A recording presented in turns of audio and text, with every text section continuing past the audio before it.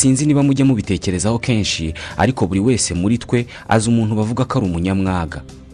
Ku rundi ruhande ariko buri wese muri twe azi undi muntu bavuga ko ari umuntu mwiza, ugira umutima mwiza, bigoye kumubona yarakaye, uhora yiteguye gufasha abazi n'abatazi. Twese abavugwaho kuba abanyamwaga ndetse n'abavugwaho kuba abantu beza dufite ikintu cyitwa sens moral. Sens moral ushobora kubyita ubumuntu. Ni ubushobozi bwa buri wese muri twe bwo guhitamo icyiza n'ikibi. Ni umuco wa kimuntu. Umuryango mugari tubamo ufite amategeko ugenderaho atarashyizweho n'urwego rw'ubutegetsi cyangwa urundi rwego, kandi hari abantu bayubahiriza inyuguti ku nyuguti, bakabikora ku bushake bwabo, kandi kuko bibarimo atari ugutinya guhanwa. Abantu mu muco wabo wa kimuntu batabara uwagize ibyago atari uko hari uwabibategetse, ahubwo kuko ari abantu. Ibindi bikorwa birimo indangagaciro za kimuntu ni nko kubwira umuntu ngo arakire igihe yitsamuye, guha umwanya wawe umusaza cyangwa umukecuru igihe hari imyanya mike yo kwicaramo, guhamagara umuntu utaye amafaranga cyangwa ikindi kintu ukakimuha watari yabibonye. Iyi migirire niyo yitwa moral cyangwa se indangagaciro za kimuntu. Ujya wibaza impamvu habaho abantu bubahiriza iyi migenzereze buri munsi, aribo twita inyangamugayo, hakaba n'abandi bidafite icyo bibwiye na kimwe. Muri iki kiganiro reka tuganire ku mpamvu zishingiye ku mibanire, izishingiye ku mibereho n'imiterere y'umubiri wacu zishobora gutuma umuntu umwe bamumenya nk'umunyamwaga cyangwa se umuntu utita ku bandi, udafite icyo abwiwe n'ibyo twita imigenzereze ya kimuntu. Hakaba n'abandi bazwiho guhangayikishwa no kugirira neza abandi buri gihe nta nyungu babikuramo. Iyi migenzereze yo kugira umuco wa kimuntu ni ituma dushobora kuba mu muryango mugari w'abantu. Muri iki kiganiro turavuga ku bushakashatsi bwakozwe n'abahanga mu mibanire, ubushakashatsi bugaragaza impamvu zishobora gutuma tukivuka tutaramenya ubwenge dutangira kwiyumvamo ubushake bwo gukora bimwe mu bikorwa byiza nta n'uratubwira ko ari byiza. Turavuga ku ngingo zigenga imyitwarire yacu igihe twisanze mu mwanya wo gufata ibyemezo bishobora kurokora bamwe bikica abandi. Usabwe gukora igikorwa kiri buteze urupfu rw'umuntu umwe ariko kikarokora batanu, wabigenza ute? Mbahaye ikaze muri iki kiganiro. Ubusanzwe kugira imico myiza no kuba inyangamugayo ni ubushobozi bw'umuntu bwo guhitamo gukora icyiza. Icyiza ni igikorwa kitarimo kwikunda cyane, ahubwo kiri mu nyungu z'umuryango mugari kurusha inyungu za hafi za nyiri gukora igikorwa. Mu bukwe cyangwa mu bindi birori, turamutse tubonye umuntu urimo gufata bimwe mu byo kurya akabishyira mu mifuko y'imyambaro ye kugira ngo aze kubitwara, ntabwo ari twese twashobora kumubuza cyangwa se ngo tumubwire ko twamubonye, cyangwa ngo tubwire ababishinzwe ko hari umuntu urimo gukora ibinyuranije n'imigirire dusanganywe. Njyewe ntabwo nabivuga ko ntabwo byaba bindeba, namureka bamufata ibyo bikaba ibibazo bye, kuko n'ubusanzwe ntabwo nkunda kuregana. Mu gihe hari abandi bantu bahita bavuga ko uwiba uruhindu yakwiba n'imfizi, bakihutira kubwira ababishinzwe. Iyi niyo bita imyitwarire ya kimuntu. Abahanga mu mitekerereze n'imibanire bavuga ko iyi ari imigirire igoye yo kwigomwa ibintu runaka, ariko abantu bakemera kuyigira kubera inyungu nabo ubwabo batazi ariko zihari.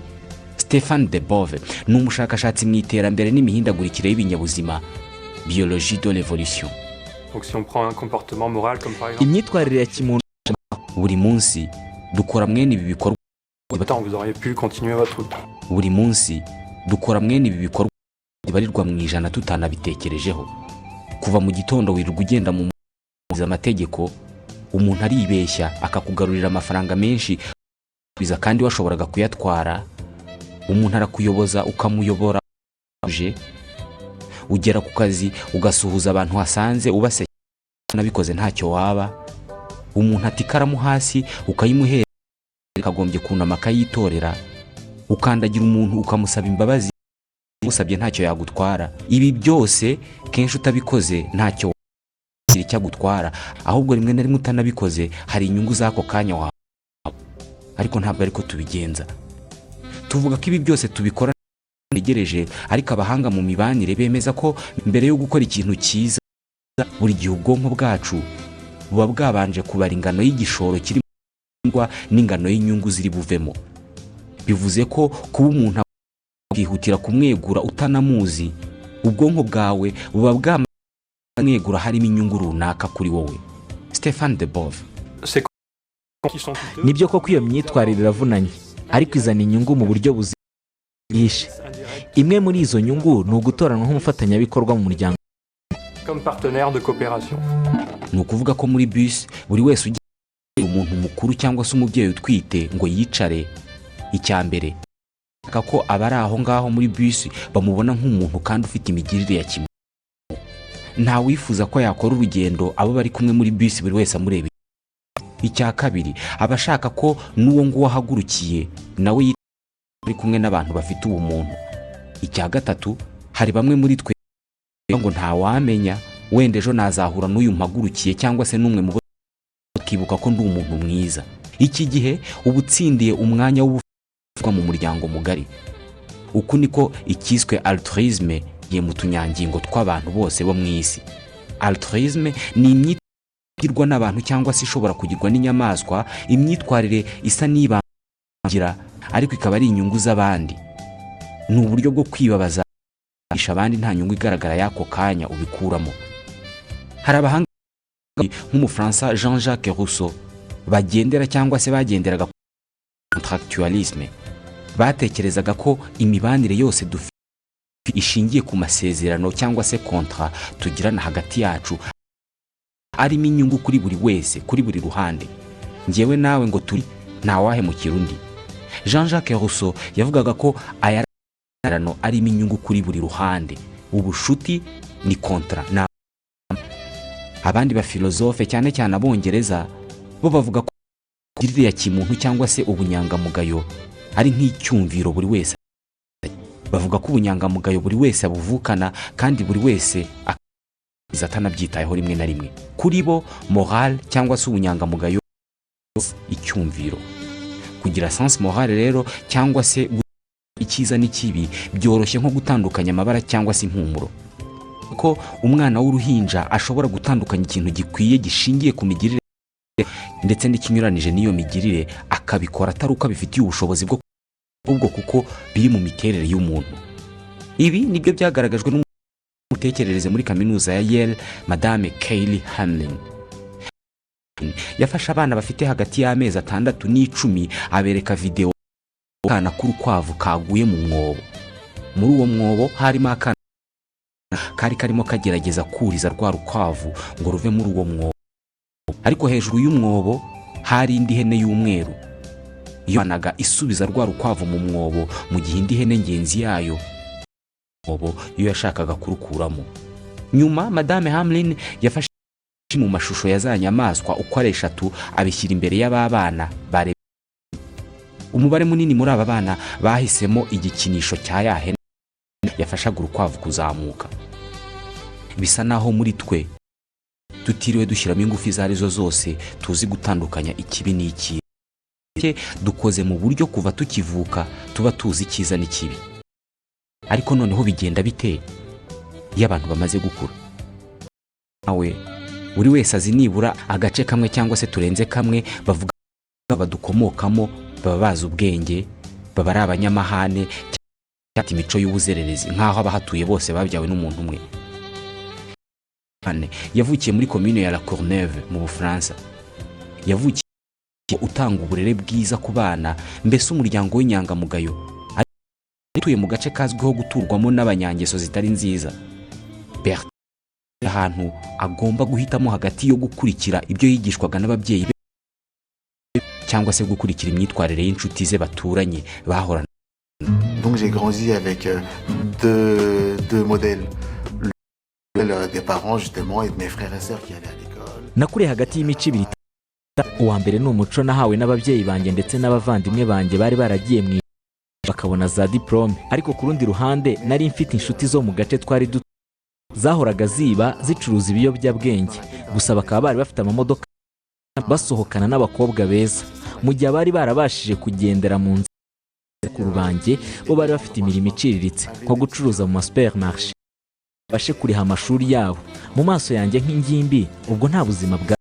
Et dans mes yeux d'adolescent, c'était birumvikana ntabwo bizapfa kukorohera kubona umwe se ingimbi y'imyaka 16 uzakubwira ko yumva keza gasanzwe kamuhemba ku kwezi amafaranga make meza, mu gihe hari uburirimbyi cyangwa se undi murimo uzatuma aba nka kimwe mu byamamare byo muri Amerika. Njyewe nawe ntabwo tuzi abana benshi b'ingimbi bumva bashaka gusa na Barack Obama, kuvuga nka Barack Obama. Abo tuzi bose baba bashaka kuba umwe mu baririmbyi. Ku myaka 29 y'amavuko, Berthe Wane yakatiwe igifaka 10 azira kwiba. Muri gereza yasanze bose baziranye, niba abaturanyi bo mu kigero cye n'abamuruta yahise mugero. Abashakashatsi mu mibanire n'imitekerereze bafashe Berthe kuko hari abana benshi bavuka mu miryango ifite indangagaciro, ariko bitewe naho uwo mwana atuye ndetse n'inshuti batindana itandukanye n'iy'ababyeyi be n'abavandimwe be.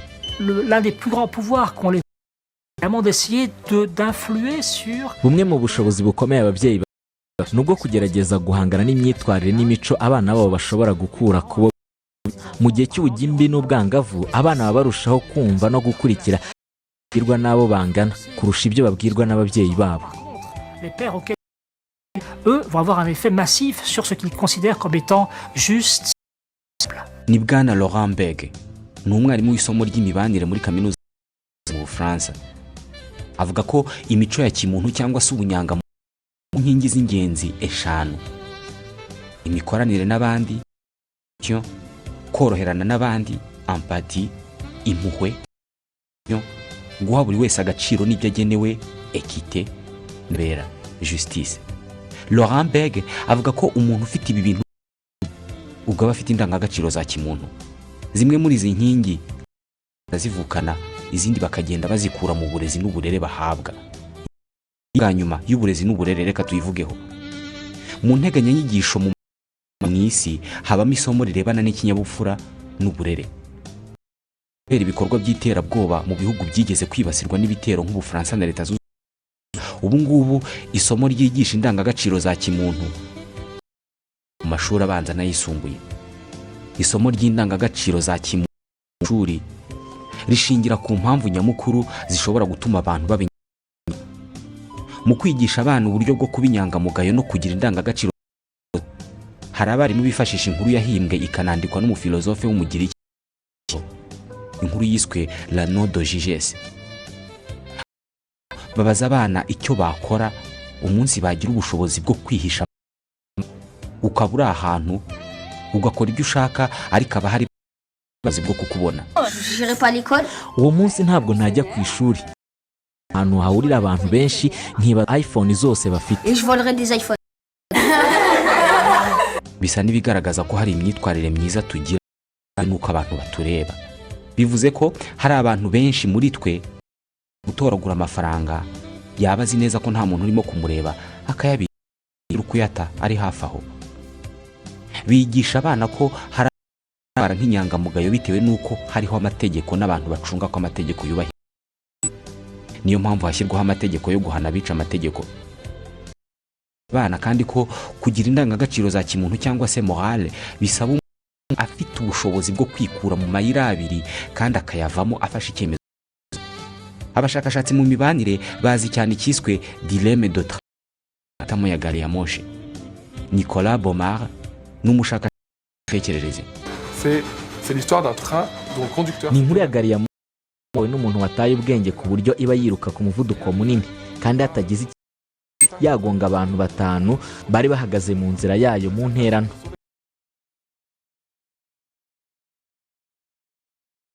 Yekuwirimo ikibazo kiba gihari nuko iyo nzira yindi nayo ibiri.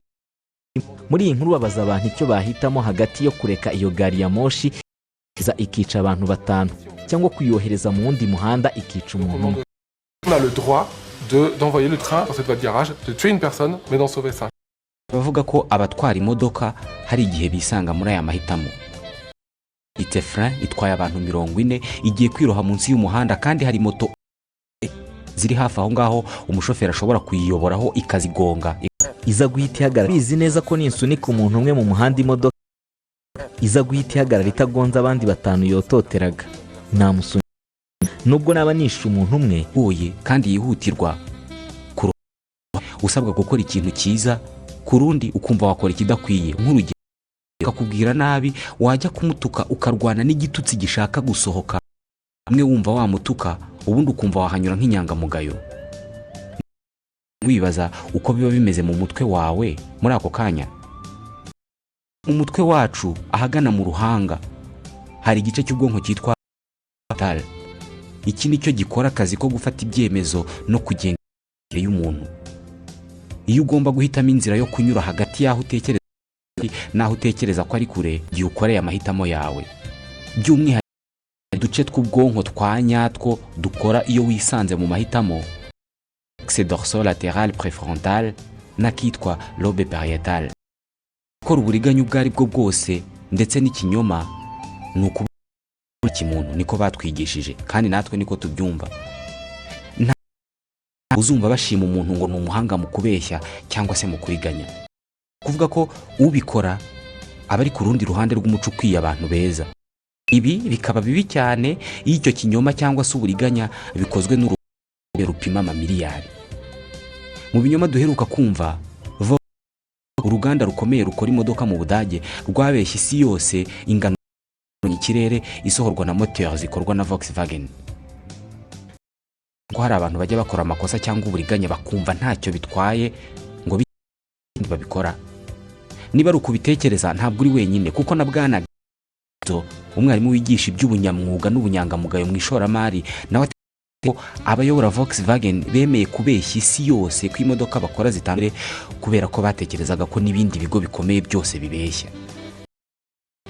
Muri Volkswagen abayobozi b'uruganda batekerezaga ko inganda y'imodoka zo mu isi zikora uburiganya, kandi ko kuva mu myaka inganda z'imodoka zakunze kubeshya ku kigero cy'ibyuka bihumanya zabo zisohora. Kuri iyi ngingo harimo uruhande rwo kwica amategeko n'urundi rurebana n'ubunyangamugayo n'ubumuntu, kuko buri wese hari tout le monde triche un peu dans cette zone grise. Hari amakosa n'uburiganya bwinshi bikorwa n'abantu bitewe n'uko akozwe n'abantu benshi cyangwa se bitewe n'uko nabo bayakoze kenshi. Hayo makosa atakaza isura yo kuba amakosa mu maso yabo.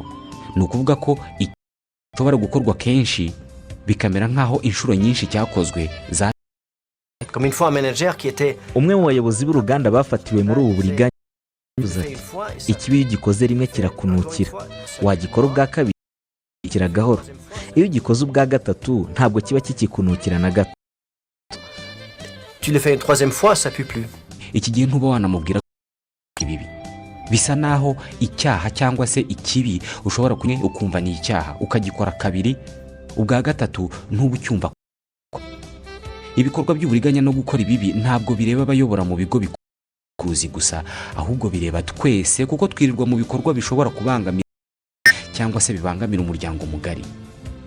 Ingano nini y'imyanzuro munsi ni imyanzuro y'ibikorwa duhoramo ku buryo bitadusaba gutekereza gufata icyemezo.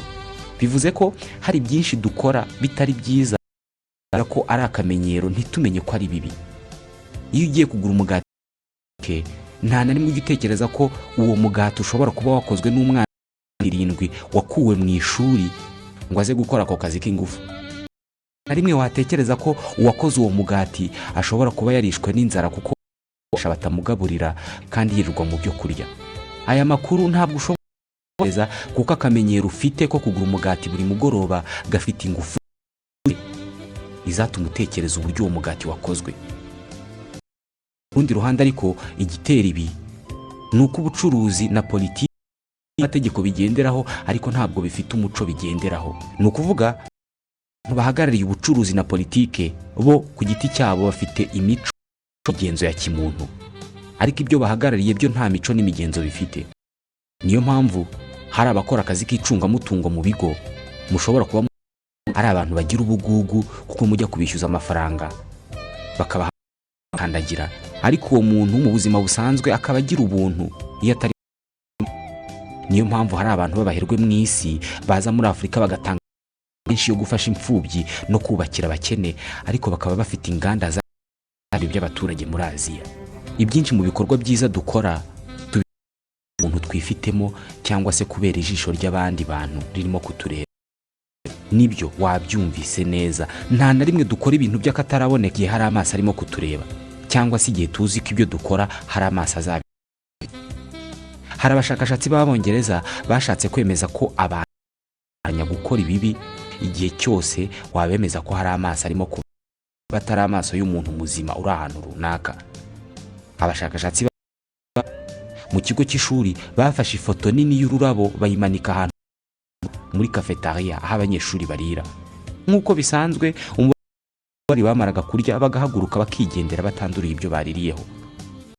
Ururabo barusimbuje ifoto nini cyane y'amaso y'umuntu, ifoto ikoze ku buryo bwose ubona ko ayo maso agutumbiriye. Umubare w'abatse nubwo ababemeza ibi ariko ntabwo bakora neza kuko hari ijisho ririmo kubareba, kuko hari n'imigirire myiza atitaye ku bamureba cyangwa se ku bazamenya ibikorwa bye.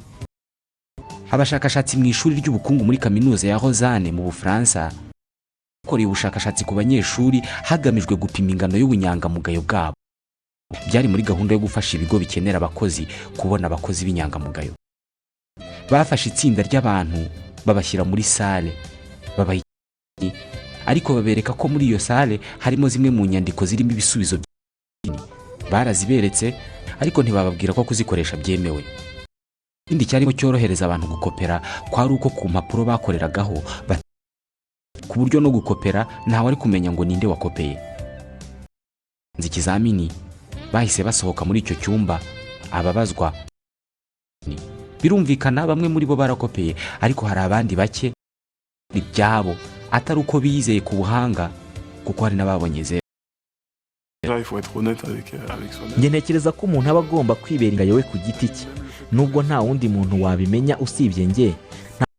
Nshaka kuriganya kuko nanjye ubwanjye sinazigera numva ameze neza cyose najya ntekereza ko hari icyo nungutse ariko binyuze mu kuriganya.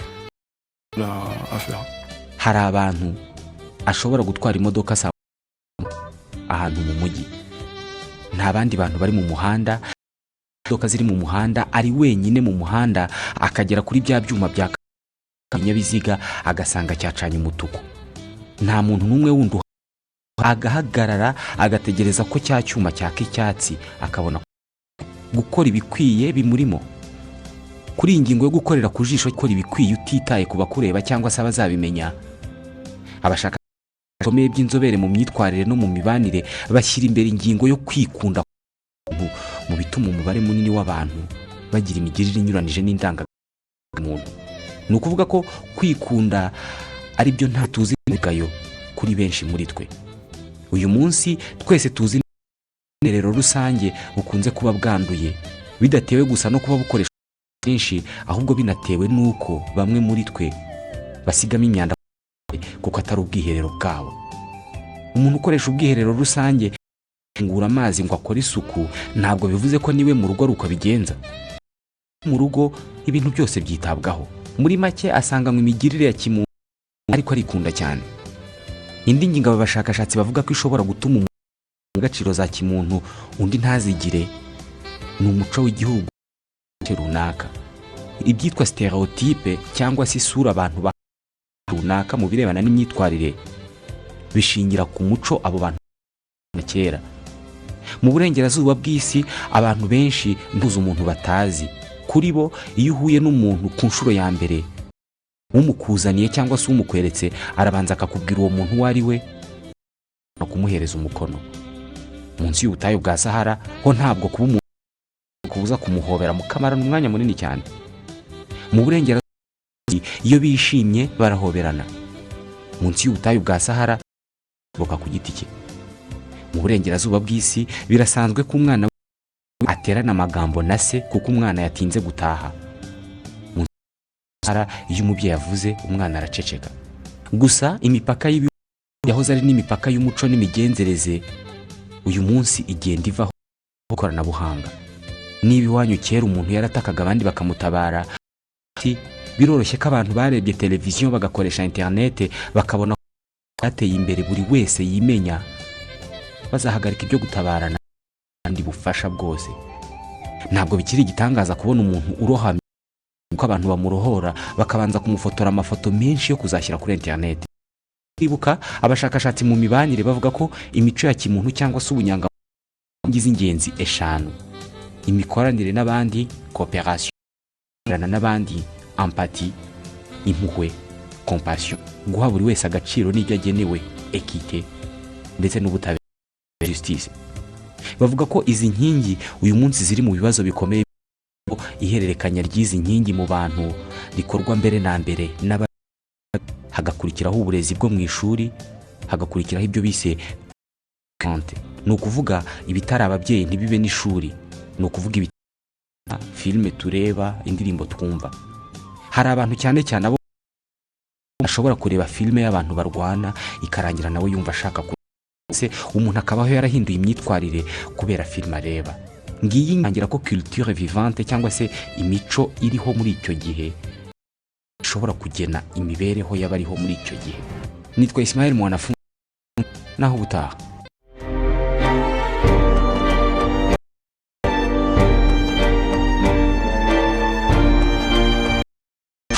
Application ya RBA yahageze, nta kiroroshye nkabyo. Muri smartphone ishakira muri